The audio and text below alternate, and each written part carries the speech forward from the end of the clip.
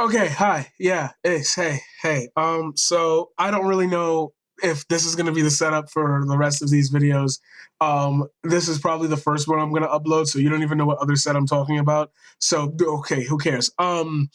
So I was outside relaxing, and I randomly thought about the fact that I was thinking about how racism works on a scale.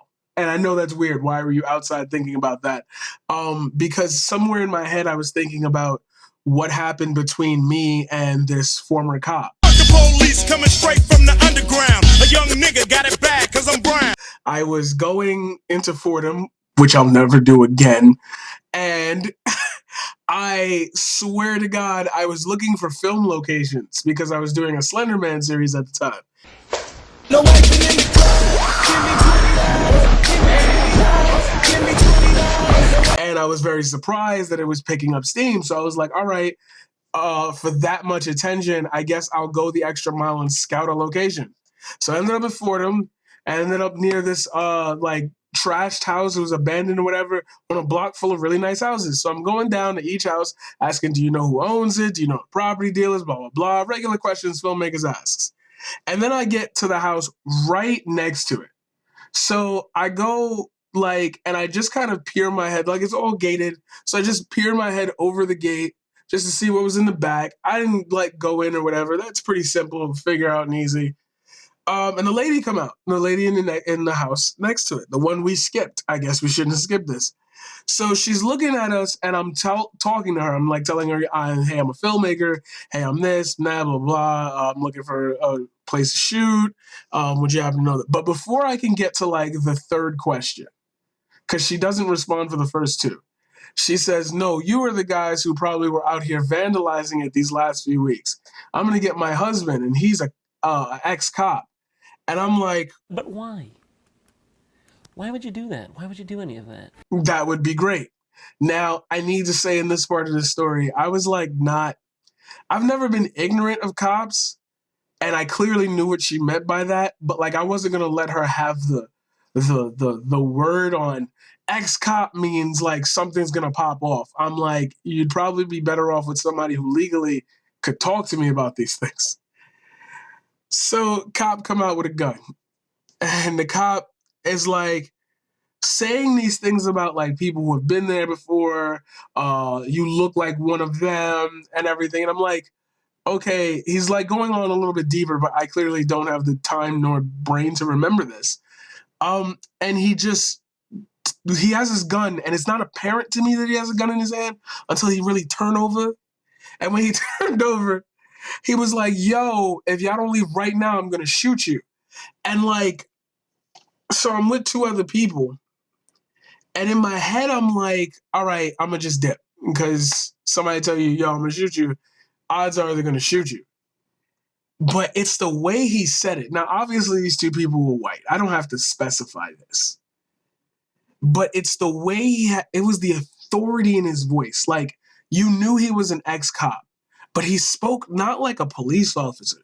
He spoke like somebody who knew he could get away with shit. How confident men, really scumbaggy confident men, swear to God they can bag any woman, and they'll go up to her with the utmost energy. Oh my God. It was like that, but the ability to kill you. That's just deep, bro. That's deep. And I was thinking about how I left,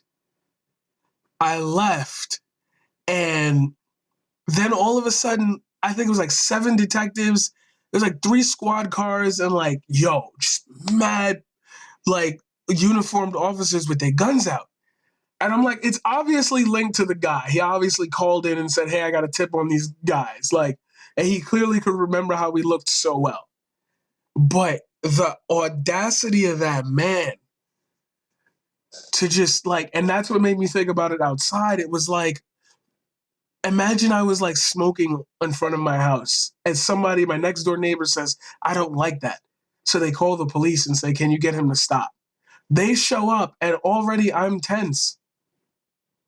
What if they decide, all right, like we're just gonna arrest you for having weed possession, even though we know we can't. And if you I'm so sorry. If you resist arrest, then all of a sudden now you're like resisting arrest, and that could get you landed more time. And then they'll find a case for it, and they'll say, oh, he was doing this, this, and that. Oh, and while I'm in the jail, what if somebody sees me and says, oh, he fits the description of somebody else we were looking for, and oh, this, that, and the other. And it's like just the little action of not being open and judging somebody. Just in that instance, he said he never met me a day in his life, but knew I was a criminal. I had a suit on, a full suit on in the summer. So yes, I am a fucking idiot. Trust me, we're gonna get to that and like somewhere in the future. Just, it's just he knew that I was a criminal and I had never been taken in by police, nothing. And he knew a truth that wasn't a truth. What do you call that? What do you call the ability of someone to just be able to like do that, Like, and I missed a wedding. I missed a wedding because this guy felt like I was a criminal. Just because of what? It wasn't my dress. It wasn't my speech. There was nothing identifying me of any type of theft. I wasn't nervous. I wasn't shaking. I wasn't like darting my eyes. I didn't have anything on me. I had my camera out. So what was it? Is it prior thought on his behalf? Because it still ruined my day. People do that all the time. You think an innocent police call, all right, they'll just scare them away. And no, you end up ruining somebody's life. What if my career had got sincerely damaged? What if that was the wedding I'd been waiting for? And on that day, an ex-cop, not even somebody on the force, an ex-cop decides, I'm going to ruin this kid's fucking day instead of just leaving them alone. And then we're going to do that thing where, what if he had shot me that day? What if he had shot me and killed me? Now I got to think, would anyone have cared? Would there be any charges? Would my father just grieve because he lost his son? Like, it's these questions that I got to think about every time I go outside.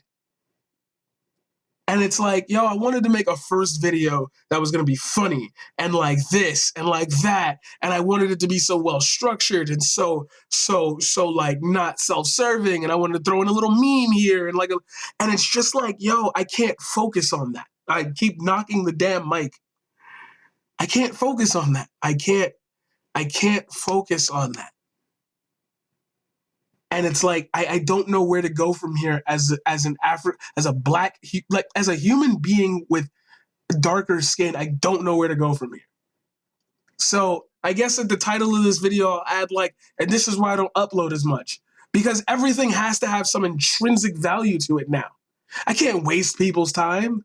I can't just do throwaway videos like these. This is not a throwaway video, by the way. I hope to God you're still watching by 8 minutes. I don't know how to be funny. I don't know how to distract myself from the idea of it's all fun and games when I'm in front of the camera. But what if I start live streaming and some white guy thinks it's funny to swat me? Will the police know? Will they care? Like, all of that is like eating into my day-to-day. And I don't know what to do about that. And that's my first experience really realizing that at the end of the day, they don't really care about you. And it's sad because now I feel like I want to take a position of leadership. That's not the sad part. But I'm so scared of, what if I fail there? What do I mean? What words do I say that matter? And I have to pick them so carefully so I don't waste people's time, because social media is a pit hole of adrenaline where each post is dun, dun, dun, dun, dun. Who's going to listen for 9 minutes? Am I at 9 minutes? I'm pretty much at 9 minutes. Thanks, guys, for listening. As I said, I don't know if this will be the setup. If you like it, hit the like. I don't even think I'm putting this on YouTube, but if it ends up on YouTube, hit the like. Facebook has like too. I'm literally a fucking moron. Thank you for watching. I don't know. Be happy.